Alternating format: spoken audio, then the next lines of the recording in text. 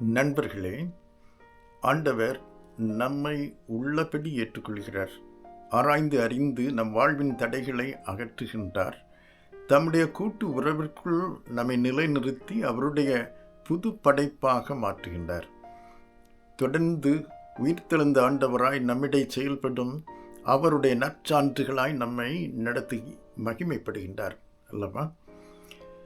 லூக்கா சுவிசேஷத்தில் 17ஆம் அதிகாரத்தின் 11ஆம் வாக்கியத்திலிருந்து வருகிற பகுதியில் ஆண்டவர் இயேசு சிலுவை பயணத்திலே அவர் எருசலை நோக்கி செல்லும் வழியில் அவருடைய உள்ளம் மன உருக்கம் நிறைந்து பாவியர் அல்லது நோய் பிடித்து சபிக்கப்பட்டவர்கள் என்கிற மக்கள் பால் சொல்கிறது. அவர் கலிலேயா கடற்கரை வழியாக சமாரியாவையும் தொட்டு செல்கின்றார். அந்த பக்கத்தில் இருந்த கிராமத்தில் அவர் வரும்பொழுது 10 தொழுநோயர்கள் அங்கு நிற்கின்றாங்க. தொழுநோய்னா நமக்கு தெரியும் அல்லவா? அவர்களுடைய உடல் வேதனை, உடலுடைய பாகங்கள் எல்லாம் அப்படியே அழிகின்றது. அவர்களுக்கு சமூகத்தில் இடமில்லை. அவங்க ஆண்டவருடைய பாதத்திலே சென்று ஆறுதலையும் தெய்வ அன்பையும் உணரலாம் என்றால் அங்கும் அவர்களுக்கு இடமில்லை. அவங்க ஒதுக்கப்படுறாங்க. தனிமையில் மன வேதனையோடு கூட சோர்ந்து போய் நிற்கின்றாங்க. அப்படி 10 பேரை அந்த கிராமத்தில் இயேசுசாமி பார்க்கிறார்.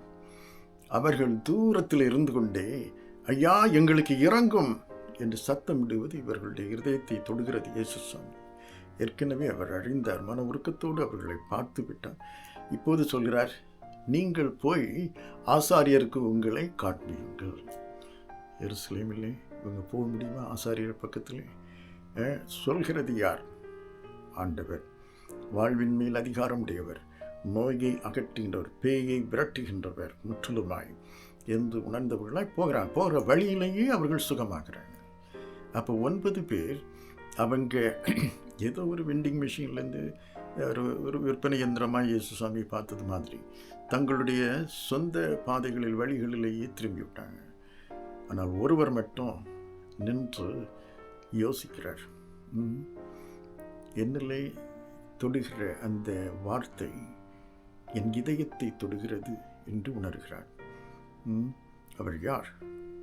அவர் எனக்காக இந்த அளவிற்கு உலகிலே வந்த ஆண்டவருடைய குமாரன், தாவீதின் மைந்தன் அவர் அல்லவா என்று உணர ஆரம்பிக்கிறார். சிந்திக்க தொடருகிறார், சிந்தனைகளை தொடருகிறார், உண்மையை பிடித்து கொள்கிறார். அவர் திருப்பி அந்த உண்மையாய் வாழ்வின் சத்தியமாய் இருக்கிற ஆண்டவரிடத்திலே ஓடி வந்து அவருடைய பாதத்திலே முகம் குப்புற விழுகிறார். அவர் ஆண்டவர் என்கிறதை அறிக்கையிடுகிறார். அவருடைய விசுவாசத்தை ஆண்டவர் பார்க்கிறார்.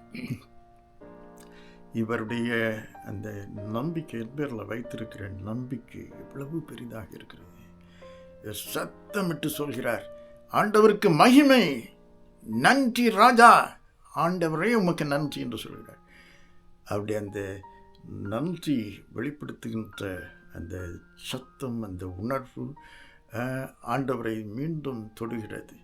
ஆண்டவர் பார்க்கின்றார், இவர் என் பேரில் வைத்திருக்கிற விசுவாசம், இவர் நன்றியை வெளிப்படுத்த அவர்கள் அந்த விசுவாசம் ஆழமாகிறதை நான் பார்க்கிறேன். ஆண்டவர் உன்னை பார்த்து சொல்லுவார், உன் விசுவாசம் உன்னை ரட்சித்து விட்டது என்று சொல்லுவார். குணமடைதல், ஹீலிங்னு சொல்லுவோம். ஆனால் ரட்சிப்பு என்கிறது ஷாலோம், முழு வாழ்வின் முழு பகுதிகள், எல்லா பகுதிகளிலும் முழுமையான ஒரு நலனை, விடுதலைகளையும் நன்மைகளையும் நான் கட்டளையிடுகிறேன் என்று ஆண்டவர் சொன்னார். அல்லேலூயா, அல்லேலூயா, ஆண்டவருக்கு மகிமை. அவர் தொடர்ந்து அந்த இடத்திலே அவர் இனிமேல் நான் ஆண்டவருக்கு நான் சீடனாய் இருப்பதை ஆண்டவர் என்னுடைய நோக்கமாய் காட்டுகிறார். வாழ்வின் நோக்கமாய் எந்த சூழ்நிலையில் எந்த பொறுப்புகளை ஆண்டவர் தந்தால் அந்தந்த இடங்களிலே நான் அவருக்கு சான்றாய் நற்சான்றாய் இருப்பேன். அவருடைய மீட்பு என்கிறது கிருபை, அது இலவசமாக எனக்கு கிடைச்சிருக்கு.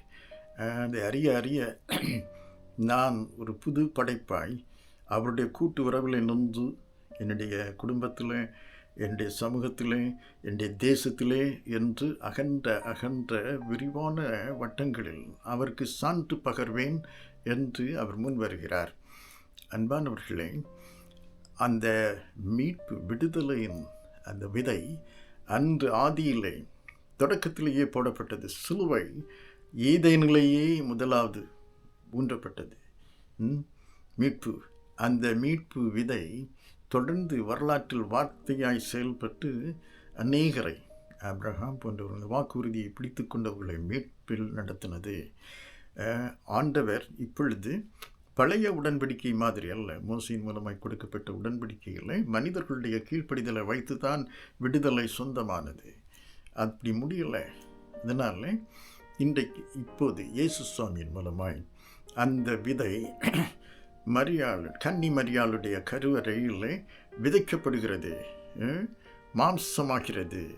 அது தொடர்ந்து நம்மிடையிலே கிருபையினால் சத்தியத்தினால் நிறைந்து வாசம் செய்கிறது அல்லவா? அவர்தான் இவர் இயேசு சுவாமி என்று நன்கு புரிந்து சீடர்களில் ஒருவராக அவர் மாறி அவரை பின்பற்றி கொண்டிருக்கிறார். அவர் செல்கிறார், கல்வாரி சிலுவைக்கு நேராக செல்கிறார். முழுவதுமாய் முக்காலத்திற்கென்றும் அந்த விடுதலையை, மீட்பை கல்வாரி சிலுவையிலே ஆண்டவர் சம்பாதிப்பதை பார்க்கின்றார். அழகாய் உணர்கிறார் இவரும் பிற சீடர்களும். அன்றைக்கு சில கிரேக்கர்கள் கூட அவர் சிலுவைக்கு போகிறதுக்கு முன்னால் யோவான் 12ஆம் அதிகாரத்தில் இதற்கு பார்க்க வரும்போது இயேசு சொல்வார், ஒரு கோதுமை மணி அது சாகாமல் இருந்தால் தனித்திருக்கும், செத்ததியானால் மிகுந்த பலன்களை கொடுக்கும் என்று சொன்னார் அல்லவா? அப்படியே ஒரு கோதுமை மணியாய் நிலத்தில் விழுகிறார். இந்த விதையிலிருந்து அநேக கோதுமை மணிகள் அநேகர் ஆண்டவரை இன்றும் தொடர்ந்து பின்பற்றுகிறோம் அல்லவா? மீட்பு அது நமக்கு கல்வாரி சிலுவையில் சொந்தமாகிறது. ஆனால் அது விழுந்து முளைக்கின்றது உயிர்த்தெழுதலின் பெரு வாழ்வில். அந்த ஆண்டவருடைய ஆளுகைக்கு உள்ளாலே, ஆண்டவருடைய கூட்டு உறவிலே நாம் நின்று அவரால் புது படைப்புகளாய் ஆண்டவர் விரும்புகிற நோக்கங்களை நிறைவேற்றும் பொறுப்புகளில் நாம் ஈடுபடும் பொழுது அந்த மீட்பு நிறைவாகிறது. அந்த பாக்கியத்தை இவர் மட்டும் பெற்றுக்கொள்கிறார். எபிரேயருக்கு எழுதின நிருபத்தில் 10ஆவது அதிகாரத்தில் 10 வரக்கூடிய பகுதியிலே நம்ம பார்க்கிறோம், ஆண்டவர் இந்த மீட்பை நமக்கு கிறிஸ்து மூலமாய் அவருடைய மரணம் உயிர்த்தெழுதலின் மூலமாய் தந்திருக்கிறதுனால நாம் இன்றைக்கு பரிசுத்தமாக்கப்பட்டிருக்கிறோம், அவருக்கென்று பிரத்யேகப்படுத்தப்பட்டிருக்கிறோம். அதனால் விசுவாசத்தோடு கூட அந்த தைரியத்தோடும் நம்பிக்கையோடும் கூட இன்னும் ஆண்டவரை நெருங்கி சேரலாம். வாருங்கள், இந்த 10 ஆக வந்த இந்த தொழுநோயரை போன்று நன்றியினால் அவரை ஆராதித்து அவரை பின்பற்றின அவரை போன்று வாருங்கள் என்று ஆண்டவர் எபிரேயருக்கு எழுதின நிருபத்தில் நமக்கு மீண்டும் சொல்கிறார். அதனுடைய தொடர்ந்த பகுதியில் 23, 24, 25 பகுதியில் நாம் பார்க்கிறோம், அவங்க நாம் அறிந்த ஆண்டவரை குறித்த அறிந்த அறிக்கையை, அந்த விசுவாசத்தை அறிக்கையிடுறதில் நிலைத்திருக்க வேண்டும். அதற்காகத்தான் ஆண்டவர் நம்மை ஒன்றிணைக்கிறார் குடும்பங்களாய், ஆண்டவரை பின்பற்றுகின்ற குடும்பங்களாய். திருச்சபைங்கிற மொத்த திருச்சபை குடும்பமாக எல்லாம் ஆண்டவர் நம்மை ஒன்றுபடுத்துவது அதற்காகத்தான். சங்கீதங்களினால் ஆண்டவருடைய வார்த்தைகள் எப்படியெல்லாம் நம்மை குடும்பம் ஒருவரை ஒருவர் ஊக்கப்படுத்த முடியும். அநேக கோதுமை மணிகள் ஒரு நற்பலனை கொடுக்கின்ற அன்பின் தோட்டமாய் நம்முடைய வாழ்வு அமையட்டும் என்று அவர் சொல்கின்றார். நாம் ஆண்டவரை தொடர்ந்து பின்பற்றலாமா? அவருடைய கூட்டுறவில் நிலைத்து நின்ற அநேகருக்கு ஆசீர்வாதமாய் விளங்குவது என்ன பெரிய கிருபை. ஜெபம் செய்வோம். அன்பின் ஆண்டவரை, தம்முடைய அன்பினால, பேரன்பினால முக்காலத்திற்கென்றும் முழுமையான ரட்சிப்பை நீர் எங்களுக்கு கட்டளையிட்டீங்க. சிலுவையிலே நீர் எங்களுக்காக இந்த பாவ பிடியிலிருந்து, உம்மை விட்டு விலகின்ற அந்த டெண்டன்சியிலிருந்து, அதனுடைய அந்த பவர், அதிகாரம், வல்லமையிலிருந்து எங்களை முற்றிலுமாய் விடுவித்தீரே, உமக்கு நன்றி செலுத்துகின்றோம். தொடர்ந்து ஆண்டவரே, உம்முடைய மன்னிப்பும் உம்முடைய அந்த அரவணைக்கின்ற அன்பும் நிறைந்த உம்முடைய வாழ்வை நாங்கள் தொடர்ந்து உலகில் வாழவும், உம்முடைய சான்றுகளாய் வாழவும் எங்களை அழைத்தீரே, எங்களை வழி நடத்துகின்றீரே. ஒருவரை ஒருவர் நாங்கள் ஆண்டவரே விசுவாசத்திலே உறுதிப்படுத்த, நன்றி நிறைந்த வாழ்விலே ஊக்கப்படுத்த தொடர்ந்து எங்களுக்கு உதவி செய்யும்.